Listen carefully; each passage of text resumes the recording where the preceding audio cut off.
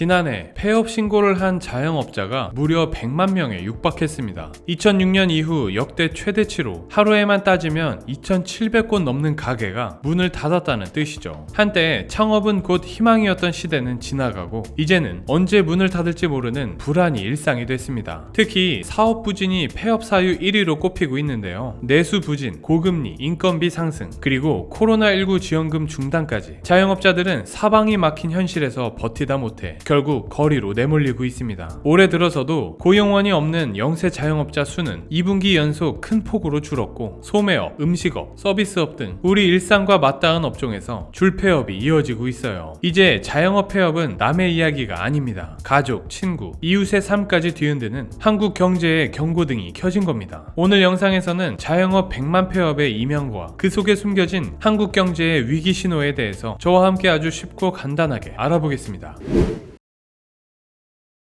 요즘 자영업자들 사이에서는 은행 문턱이 너무 높다는 말이 일상입니다. 매출이 줄어들고 고정비는 그대로인데 은행에서는 대출을 거절당하는 경우가 많아졌거든요. 결국 많은 분들이 비은행권, 즉 저축은행이나 캐피털, 카드론 같은 곳으로 발길을 돌립니다. 그러다 보니 이자율은 훨씬 높고 연체 위험도 커질 수밖에 없죠. 실제로 비은행권 대출의 연체율은 계속 오르고 있는데요. 1금융권에서는 대출이 막히고 비은행권에서는 빚을 내다 보니 한번 연체가 시작되면 걷잡을 수 없이 불어나게 됩니다. 자영업자들 중에는 이미 여러 곳에서 대출을 받은 다중채무자도 많아졌습니다. 이분들은 한 번만 매출이 흔들려도 이자 갚기가 벅차서 연체로 이어지는 경우가 많습니다. 이렇게 되면 어떻게 될까요? 매출이 줄면 빚을 내고 빚이 늘면 이자 부담이 커지고 결국 또 다른 빚으로 돌려막기를 하게 됩니다. 이 악순환의 고리가 끊어지지 않는 한 자영업자들은 점점 더 벼랑 끝으로 내몰릴 수밖에 없습니다. 이런 상황이 계속된다면 단순히 개인의 문제가 아니라 우리 경제 전체가 위험해질 수밖에 없어요. 자영업자 한 명 한 명의 위기가 곧 사회 전체의 위기로 번질 수 있다는 점을 이제는 모두가 직시해야 할 때입니다.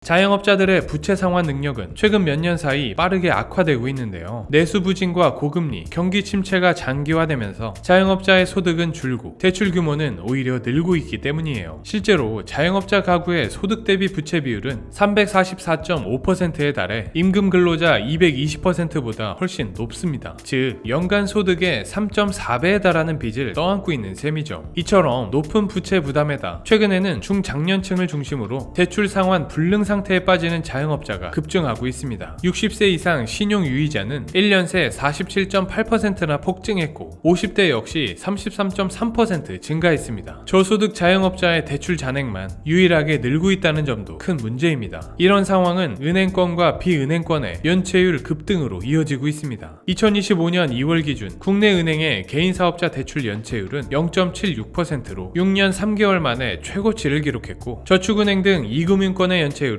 11.7%까지 치솟아 10년 만에 최악의 수준에 도달했어요. 자영업자 전체 대출 연체율도 2년 반 만에 3배 이상 뛰어 1.67%에 이르렀습니다. 특히 다중채무자이면서 저소득, 저신용자인 취약 자영업자는 전체 자영업자의 13.7%를 차지하는데 이들의 연체율은 11.16%에 달합니다. 자영업자 대출 연체율이 이처럼 급등한 배경에는 소득 감소와 구조적 취약성, 서비스업 경기 부진이 복합적으로 작용하고 있기 때문입니다. 결국 자영업자들은 소득이 줄고 빚은 늘어나면서 원리금 상환에 어려움을 겪고 연체 위험이 빠르게 확산되고 있습니다. 이 문제가 방치된다면 금융권 전반의 건전성에도 악영향을 미칠 수밖에 없습니다. 이처럼 상환 부담이 커지는 가운데 폐업률이 가장 높은 업종도 뚜렷하게 나타나고 있는데요. 대표적으로 음식점업은 2024년 기준 폐업률이 16에서 21%에 달하며 창업 1년 이내 절반 가까이 문을 닫는 경우가 많은 것으로 나타났으며 소매업 역시 폐업률이 15에서 20%로 상당히 높습니다. 이 외에도 학원, 세탁소, 편의점 등도 폐업률 상위 업종으로 꼽힙니다. 예를 들어 학원은 21.5%, 세탁소는 19.8%, 편의점은 17.2%에 달하는 폐업률을 보이고 있어요. 결국 자영업자들은 높은 부채와 연체 위험 그리고 업종별 구조적 한계까지 삼중고에 시달리고 있는 중으로 특히 음식점, 소매업, 학원 등은 진입장벽이 낮고 경쟁이 치열해 폐업률이 높을 수밖에 없는 구조적 문제를 안고 있습니다.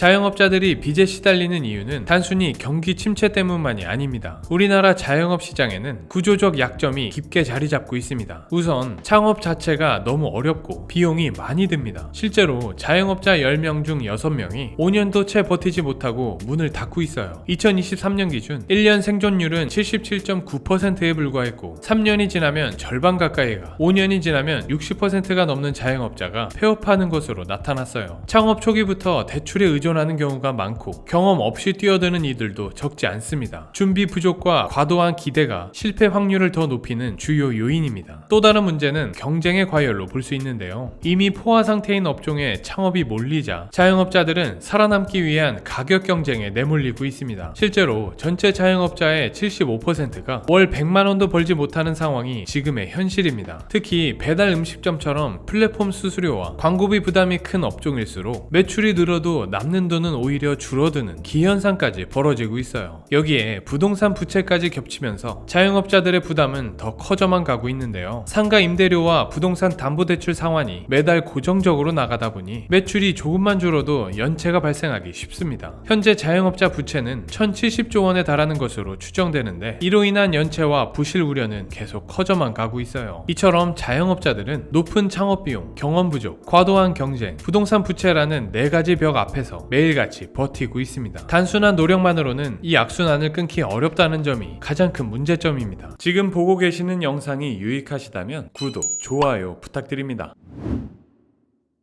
2025년 들어 미국의 관세 정책 변화가 본격화되면서 우리나라 주요 수출 품목인 전자제품, 자동차, 기계류 등이 큰 타격을 받고 있습니다. 이로 인해 기업들은 원자재와 부품 조달 비용이 오르고 제품 가격 경쟁력도 약화되는 중이죠. 수출 의존도가 높은 한국 입장에서는 기업의 불확실성이 커지고 장기적인 투자 계획마저 흔들리고 있습니다. 이런 대외 불확실성은 환율에도 영향을 미치는데요. 최근 원달러 환율이 급등하면서 수입 원자재 가격이 오르고 해외 투자 비용과 외화 차입금 상환 부담까지 늘어나는 중으로 과거에는 환율 상승이 수출 기업에 유리하게 작용했지만 이제는 해외 현지 생산 비중이 높아지고 환해지 비용이 늘어나면서 오히려 영업이익에 부정적인 영향을 주고 있어요. 국내 상황도 녹록지 않습니다. 내수 부진과 고물가, 고금리, 소득 정체가 겹치면서 소비와 투자가 위축되고 있는데요. 실제로 2025년 한국 경제 성장률 전망치는 0.7%까지 떨어졌는데 이는 잠재 성장률을 크게 밑도는 수치로 내수 경기 회복이 지연되고 수출 경기마저 침체 국면에 접어들었기 때문입니다. 금리 역시 단기간에 크게 내려갈 조짐이 보이지 않습니다. 한국은행이 기준금리를 일부 인하했지만 여전히 중금리 국면이 이어지고 있어 자영업자와 중소기업의 자금 부담은 쉽게 줄어들지 않을 것으로 보입니다. 결국 글로벌 무역 환경의 불확실성, 환율 급등, 저성장 기조, 그리고 고금리의 장기화가 맞물리면서 자영업자들은 한층 더 어려운 환경에 내몰리고 있습니다. 이처럼 자영업자들이 빚과 경쟁, 글로벌 악재까지 삼중고에 시달리는 상황에서 이제는 버티기만으로는 한계에 다다랐다는 목소리가 커지고 있습니다. 자영업자 문제를 더 이상 개인의 책임으로만 돌릴 수 없는 이유입니다. 무엇보다 지금까지의 정책은 전체 가계부채 총량 관리에만 집중해왔다는 한계가 있습니다. 하지만 실제로 위기에 처한 건 모든 차주가 아니라 소득이 낮거나 신용등급이 낮은 취약차주와 자영업자들입니다. 이들에게 대출을 일괄적으로 조이는 방식은 오히려 더 큰 부실과 사회적 비용을 초래할 수 있죠. 최근 금융당국도 이러한 문제의식을 바탕으로 취약차주와 자영업자에 대한 맞춤형 지원이 필요하다고 강조하고 있어요. 실제로 정부는 자영업자와 소상공인을 위한 맞춤형 금융지원 정책을 확대하고 있긴 합니다. 예를 들어 상환 유예 프로그램이나 저금리 대환대출, 신용회복 지원 등이 있어요. 하지만 현장에서는 여전히 까다로운 심사기준, 제한된 지원 규모, 실질적 체감 부족 등 현실적인 한계가 많다는 불만이 터져나오는 중입니다. 또한 단순히 금융지원에 그치지 않고 창업 전 교육과 경영 컨설팅, 업종 전환 지원 등 생존력을 키워주는 정책이 병행되어야 한다는 목소리도 높아지고 있어요. 궁극적으로는 자영업자와 취약차주에 대한 정밀한 데이터 분석과 현장 중심의 지원이 필요합니다. 위기 신호가 감지된 계층을 선제적으로 지원하고 실패 이후의 재도전 기회까지 보장해주는 촘촘한 안전망이 마련되어야 자영업자들도 다시 일어설 수 있지 않을까요?